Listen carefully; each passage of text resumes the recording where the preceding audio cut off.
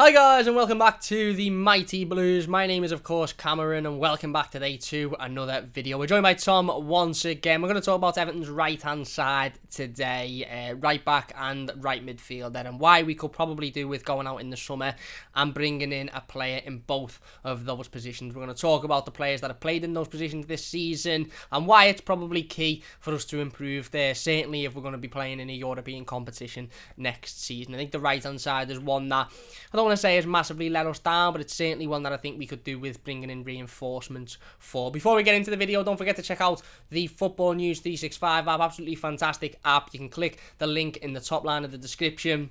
Available for free on the Apple Store, the Google Play Store. Keeps you up to date with all your latest Everton news, scores, updates, etc. So don't forget to go and check out the app in the description. It'd help us out massively as well. So yeah, Tom, look, the right hand side, obviously, you know, like I said, we've had issues with it this season, of course. James Rodriguez coming in the summer, and I think we all felt he'd be coming in as the number 10, if you like, the centre attacking midfielder behind the striker, but he hasn't. He's come in and he's sort of played on that right hand side, albeit he's moved across pretty much every time he's played, and he plays in various different positions, but that's usually where he starts at.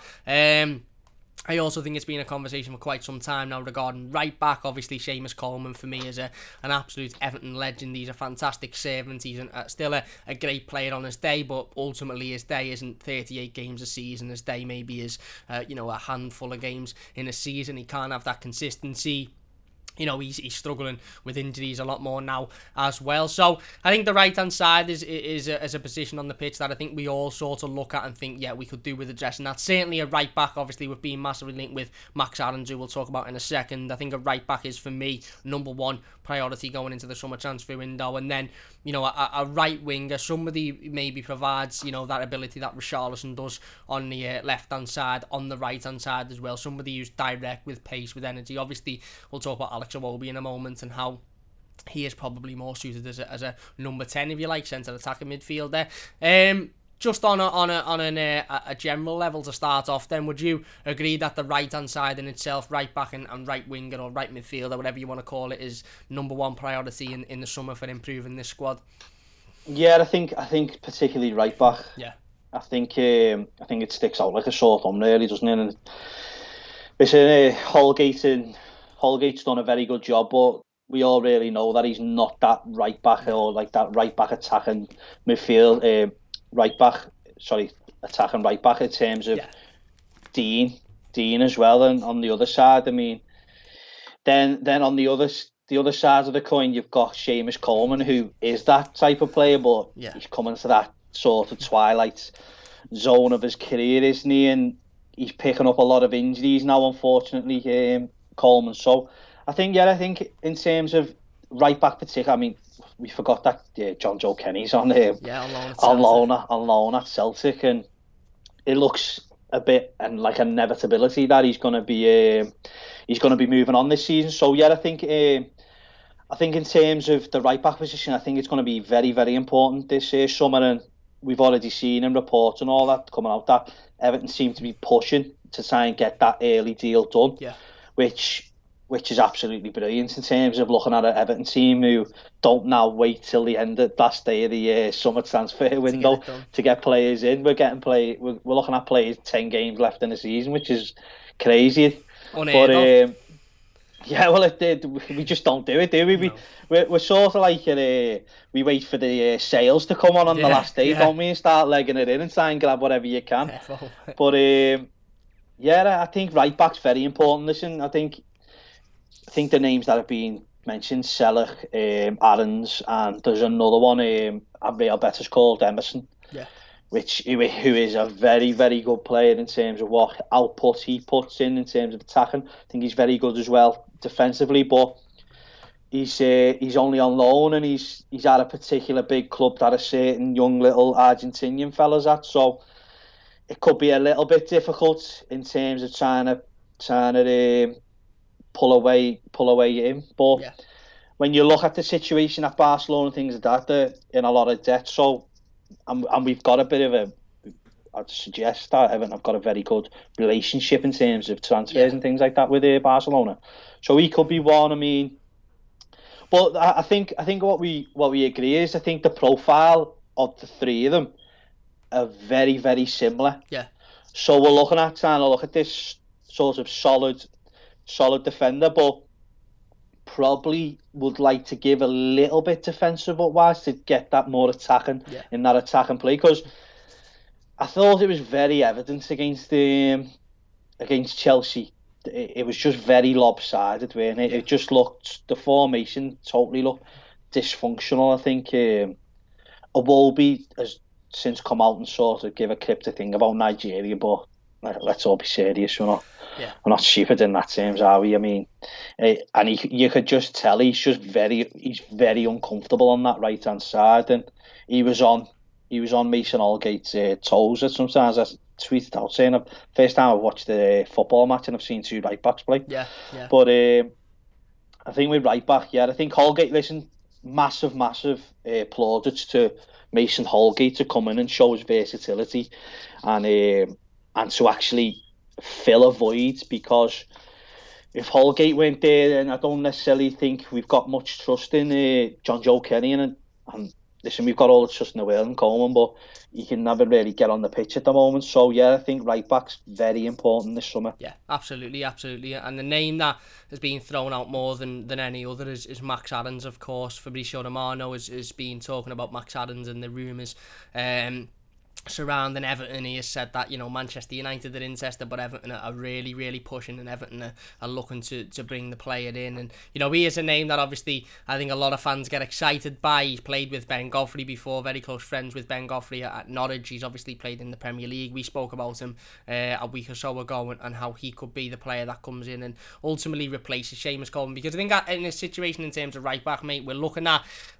the same situation for me as we were when Luca Dean signed in 2018 with Baines, where Leighton Baines can still provide something. I'm not saying that Seamus Coleman should leave the football club or his career's done at Everton, but it's certainly done as a starting right back week in, week out in the Premier League. We need to bring in that lad who can come in and play every single game, 38 games a season, and Seamus comes in and maybe plays the cup games or the odd game through injury and stuff, where the pressure isn't as much on Seamus Coleman to play week in, week out. Obviously you mentioned Zeki Selleck and Emerson there. I suppose in terms of a view of Marcel Brands and Everton looking to bring in a right back, would Max Aarons be your number one because of that Premier League experience and because of the fact that he's obviously he's got that relationship already with Ben Godfrey and he is that attacking sort of right back? Or would you think maybe Everton will look at maybe a cheaper alternative, somebody that isn't quite as on the radar as Max Aarons is at the moment? And also in terms of Max Aarons, obviously if Manchester United are involved, I don't know why Manchester United are interested, because they've got Wan-Bissaka, but is he as a player himself going to say, right, I want to go and play for Everton? Well, I feel like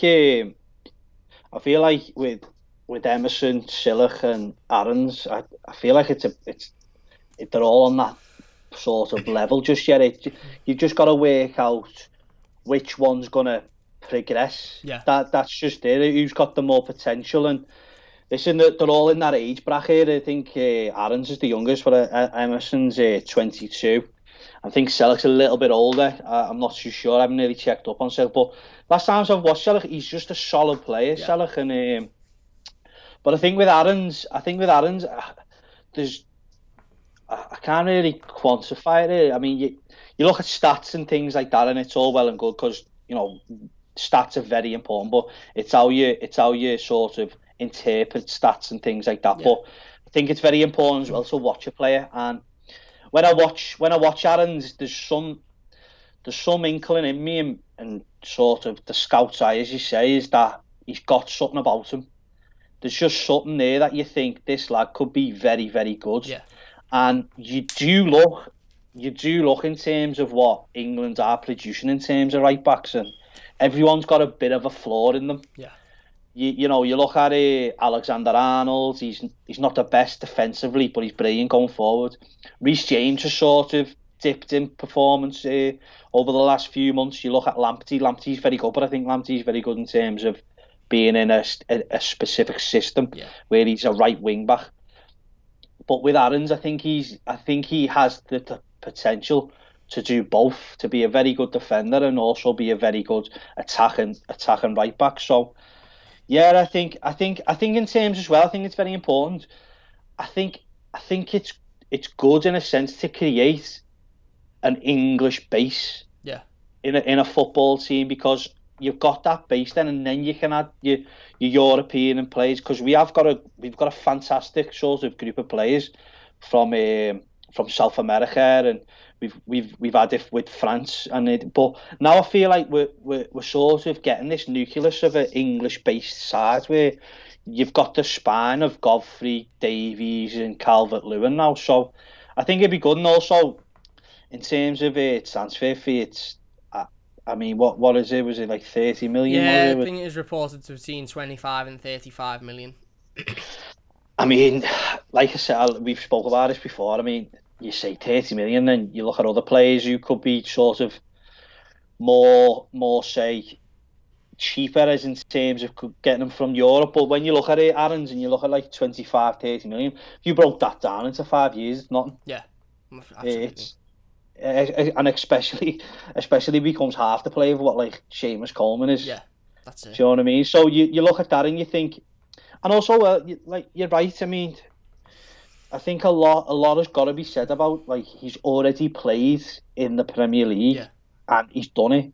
So in terms of that basis, he's got to be put number one yeah, over others just on that basis. So yeah, I think listen, if we get Max Aarons, we'd all be made up. I mean, you start looking at that back four, and you start thinking, oh no, this is getting a bit, it's getting a bit tasty now, isn't it? I mean, but yeah, I think Aaron's would be very good. Yeah, yeah. Definitely, definitely. No, I agree completely. I think he, like you said, he's got that Premier League experience. He's still young. He's already got a relationship with a current Everton player. I said a joke on a live stream the other day. I said, 35 million for Max Aarons isn't that much, considering we probably owe them another 20 million for Godfrey, because we absolutely rinsed them for Ben yeah. Godfrey. Well, you look at the price for Ben Godfrey. I Yeah, mean, you could sort of pull your nose at that, yeah, but it's only an extra 5 million for Max Aarons there, who's, you could probably say, has got more in terms of international recognition from the unders. So yeah, I think it's very good. I mean, just on Seamus Coleman, I think he's been absolutely fantastic for Everton. absolutely. It can't, like we've discussed about Sigurdsson leaving and all that. These players, I think fans have got to realise, these players are like very important around training Yeah, grounds, and in one in one fell swoop, you couldn't get rid of Sigurdsson, Coleman, and these other professionals who are, let's be honest, are captains yeah, really. yeah. You sort of, you can't just throw them all away because they're 30 and things like that. I mean, I'd love Seamus to finish his career at Everton. I think he deserves it. I think he deserves a trophy as anything. Absolutely. But I think there's no, I don't think there's any doubt that Coleman will be going anywhere, and I think it'll be next season that maybe could be the thing. But listen, if it's going to be next season for Coleman, then more than happy, because there'll be people there to clap him off the Yeah, pitch yeah. at the end of the season. So fair play. Yeah, absolutely, absolutely, and I agree. I think, like I said, us discussing replacing Seamus Coleman isn't as much as saying he needs to leave the football club or sell him. It's just more the fact, little bit like Leighton Baines, where I think Everton and Carlo Ancelotti and maybe Seamus himself now need to accept that he isn't going to be the number one right back going forward for the foreseeable future. So if he's happy to sit on the bench and come on every now and then and have an impact in that way, then brilliant. Obviously Leighton Baines wasn't very happy doing that. Maybe he just thought, what's the point, I may as well just retire. Seamus might think the same thing. Seamus might maybe do what Phil Jagielka did and think, well, no, I want to play week in, week out, so I'm going to leave. That'll be his decision. I don't think Seamus Coleman will be moved out the club whatsoever. In fact, I think he'll be sort of asked to stay, and he'll be persuaded to stay, even given the fact that he probably isn't going to be the starter. He'd probably be told, look, you're picking up a lot of injuries now, you're not fit to go 38 games as it is, so we're going to bring this lad in who's good enough and fit enough to do that on a consistent level, who's a lot younger, and you can be the backup. And I agree. I think Seamus, look, it'd mean everything to him, but it'd mean everything to us if Seamus Coleman lifted the trophy with Everton. He's been an exceptional servant for not just the money we brought him in for, but him as a person, him as a role model. He is a leader. He seems like an excellent guy to have around the training ground, and he's been an exceptional footballer as well. Onto the right hand side then. In terms of right midfield, obviously it's difficult going into a summer and thinking we want to completely remove and replace one whole side of our play. But you look at the current players that we've got that can play on that right hand side. Obviously we mentioned James, who's played there a lot this season, preferred to play in the centre of midfield, centre attacking midfield. You've got Iwobi, who again has expressed that maybe his preferred position isn't there. Bernard, who will probably leave in the summer. Josh King, whose name is an interesting one because he come in on a 6-month deal, and we still haven't seen enough of him yet, in my opinion. Is that then the next position that you'd be looking at, right midfield? Or does somebody like a Josh King come into that conversation? Would you like to see Josh King more before the end of this season to see what he can actually bring? Yeah, I think it's listen, I think this Josh King situation's coming a bit of a strange one, really, isn't it? I mean, I think it was a bit. I picked up on the little things in terms of what Ancelotti was saying about fitness-wise and things like that. And I'm thinking, how can you not be fit if you've just been at a club for 6 months and being in a championship where it's very competitive? You know what I mean? Maybe he's put his foot off the gas in terms of I'm not getting injured and things like that because I'm gonna get a move. But with King, I think he's come in to sort of fill a void where we were desperate to, because I think he's done well. I think he's done well in terms of what he's done when he's come on. I thought he's starting to look a bit better when he come on against Chelsea. Yeah. Not the best game to come on, really, is it? I mean, you got to give him credit to winning the free kick against Manchester United that led to the goal. Yeah, absolutely. So I think in terms of that, but I think with King, I think you're looking at his age and you're looking at, and I think and the size of King, I didn't realise he was that big, really. I didn't know he was 6'2" and things like that, but he just seems to be one that could be more of a Calvert-Lewin replacement. Yeah. I think in terms of you're looking at that, I necessarily mean Calvert-Lewin's going, by the way. I mean in terms of second just striker. Like we said, rotation. Yeah. Just rotation. Yeah. This is what Ancelotti's getting on. Jesus, I mean, the player that needs rotation more than anything is Calvert-Lewin. I mean, I think he's just on absolute fumes at the moment, isn't he? I mean, he needs something. Get that lad a good holiday at the end of the year if he's allowed to go. Absolutely. But yeah, I think with this right midfield, I mean, you look at Iwobi since come out, he certainly doesn't fit it, and also when he did come in, no one expected him coming. I think he got put there and he played okay a few occasions. Then he sort of started enjoying it a little bit and sort of doing good performance. But you always watched him and thought he's not a right winger. He wants to come in onto his cut inside and things like that. He wants to be more involved centrally, and I think that's where his future lies. So then you take him out the way you've got now. You're looking at Bernard. Bernard's certainly not a right winger. And then I think the one that is going under the radar is Richarlison. I think he could really be that right. We've seen it plenty of times over the seasons where he's gone right mid, and he's just very comfortable, because he's got that style of play, Richarlison, where he's very direct. So I like that in terms of having a direct winger and then having a winger on the left hand side cutting in. So I think him and Iwobi could be very good in terms of that. But yeah, I think we're certainly lacking, aren't we? I think what Ancelotti wants this season, and what I'm starting to realise with Ancelotti and Brands, they want versatility. Yeah, absolutely. So they're gonna have to go out and find someone who could probably play across, who's going to be comfortable playing across the front three. Absolutely. In terms of profiles and that, I mean, Wamangituka. There you go, smashed it. I mean, for context, Tom was practicing that for about 10 minutes before we started recording. Yeah, Wamangituka from Stuttgart. He's physically wise. I mean, he's such a Premier League. He screams Premier League, really. He's very direct. I mean, if you go watch some of his goals in terms of coming basically running the stretch of a pitch, it's fantastic. And that lad's very versatile. He can play left winger. He can play up front. I mean, he's got the capability to.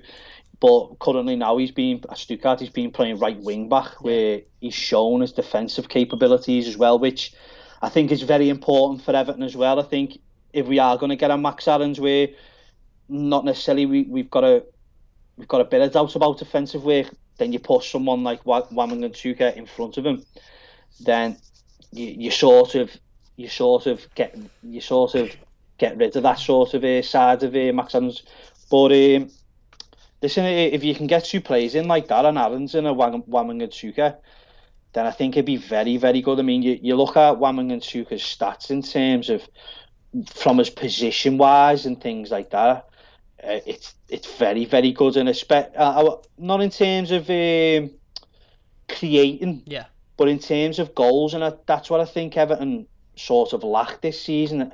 We just lacked someone else to put the goals. I mean, you look at Richarlison's had a crazy season where he's sort of turning it round now, isn't he? But I think we've got enough creativity in terms of if Iwobi, James Rodriguez and things like that come into the side. I mean, Waming just scored 11 goals from a right wing back situation this season. So that's just showing in a team that's not your Bayern Munichs and not your Dortmunds and things like that. So I think he'd be certainly one for me. And listen, you could like I've said to people on Twitter and things, it's very hard to predict what Ancelotti and Brands are going to do this season. Yeah, absolutely. Obviously, we know there's going to be a right back, but from there, you're looking and thinking, well, what could he do? He could switch Richarlison right wing, could go get a right winger, could go get a striker. Do we need another midfielder? Yeah. Do we need a left winger? Things like that. And listen, one I thought of could be a little bit of interest in terms of potential wise, and I thought he's worth a mention. Dwight McNeil from Burnley. Yeah. In terms of if you're going to switch to a left winger, because when you think about it, I think we're going to have the same sort of situation with that we're going to have with Richarlison, because I think Richarlison wants to play up front, doesn't he? Yeah, absolutely.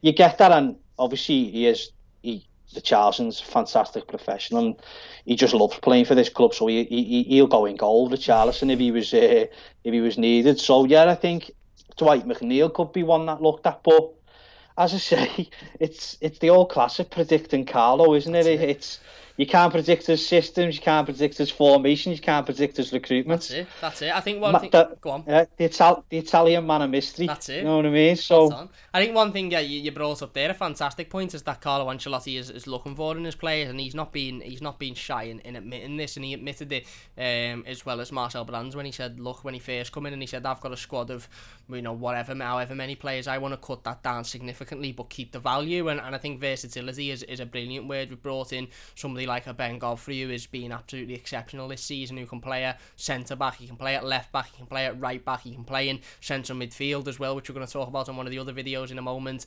But that versatility is key, isn't it? You can't just have one player that can play well in one position and that's it. Then if they're not playing centre attack and midfield, then there's no point in having them. If they're not playing right wing, you need players that can play right wing, left wing, centre forward, maybe even centre attack. You need a centre attack and midfielder that can play a little bit further back if he needs to. He can play on the wing if he needs to. It's that versatility that's so vitally important, isn't it? Because that helps you trim down a squad. If you've got one player who can do 5 jobs, then you don't need 4 other players. Whereas if one player can only do one job, it's very, very difficult, isn't it? And I think that's what Carlo's looking for in this summer, as he was last summer with your the Cordays and your Godfreys, etc.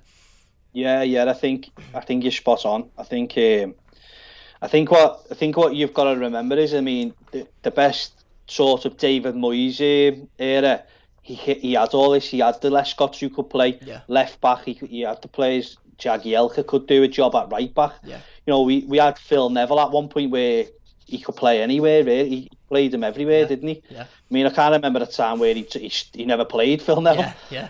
But these managers love these versatile, and they're so important. you might not think like the exceptional, but the good at every position, and that's jack of all trades, master of none, and that's no disrespect, but you've got to have these players. I mean, if you had a little quick breakdown of what we were talking about, right, about the right wing situation, Bernard's potentially going this summer. Yeah. Josh King potentially going this summer. Nothing's really been spoke about that in terms of, there's been a few talks, maybe he could, but he's only got a contract till 6 months. So you've got to go on the assumption that King will be leaving. Yeah. You look at right back, Seamus Coleman got a year left on his contract, injury prone at this moment in time. Give a look at John Joe Kenny. He's ultimately going to leave. Yeah. Then you've got Mason Holgate, who's sort of versatile, but not necessarily up to the standard where you could necessarily sort of give him that role on a long term basis. So you're looking at that and you think we've got one right back and no right wingers. Yeah. Now you know that could be even said about the centre midfield, but we're not talking about them at the moment. But yeah, I think it's going to be a very interesting summer transfer window for Everton. Me personally, being in the recruitment thing, and that's I certainly can't wait to watch Marcel Brands and Ancelotti, especially if they can get Europe, because I feel like number one targets start becoming priorities, and you're not necessarily looking at your third, fourth options when you're looking at in the recruitment situation. So yeah, I mean 100%. So it's gonna be very, very interesting this summer in terms of what we're gonna bring in and who we can bring in, because we've seen the power of Ancelotti. I feel like just him alone brings a certain level of target. So absolutely, let's just see. And listen, it's exciting times. Definitely. No, I completely agree. And you mentioned there the amount of players that we've currently got that can play in specific positions, you know, without Shoehorn and Mason Holgate at right back, and he has done a decent job there this season. You've got one right back in the team who is injury prone. In terms of right wingers, I mean, again, you're clutching at straws if you're claiming Hammers as a right winger. He's played there, but that's not his natural position. Bernard is probably going to leave in the summer. Josh King, we don't know. So you're spot on, and I think you brought up a really good point there about European football. If Everton get in the Champions League, can you imagine how many doors that opens? You've got Everton, a team in the Champions League, so players are going to want to play in the Champions League. With Carlo Ancelotti, missed the Champions League himself, managing them, there's going to be a whole load of players that want to come and play for Everton, that want to come and be a part of this project, and Tom's absolutely spot on. European football opens so many doors for so many different types of players, and I agree, Tom. I'll be sitting there with the popcorn, mate, watching our business in the transfer window, and hopefully it's as positive as last season's was. So we'll finish it up there then. Look, let us know your thoughts in the comment section down below about our right hand side. I think we'd all agree that right back is an absolute necessity. I think right winger is probably another position that, you know, if we're going to be a team that are really challenging, we need to bring in somebody who's clinical, going forward, who can, you know, beat a man. And like Tom said earlier on in the video, goals are so important. We've got more goals than we had last season because we've brought in James, who's gained, and Gylfi's had a better season, but we still haven't got as many goals as we should have from various different positions. I mean, Decore's got a couple, but probably still should have a couple more. You'd like Alan to get maybe one or two. You'd probably like Gomez to get a couple more. So I agree absolutely. And it'll be really interesting to hear what everybody has to say. So big thanks for watching this one once again. Massive thanks for Tom for getting involved as usual, of course. Don't forget to leave the video a like if you have enjoyed it. Subscribe to the channel if you're new. Let us know your thoughts in the comments section down below as well. Massive thank you for watching, and we'll see you soon.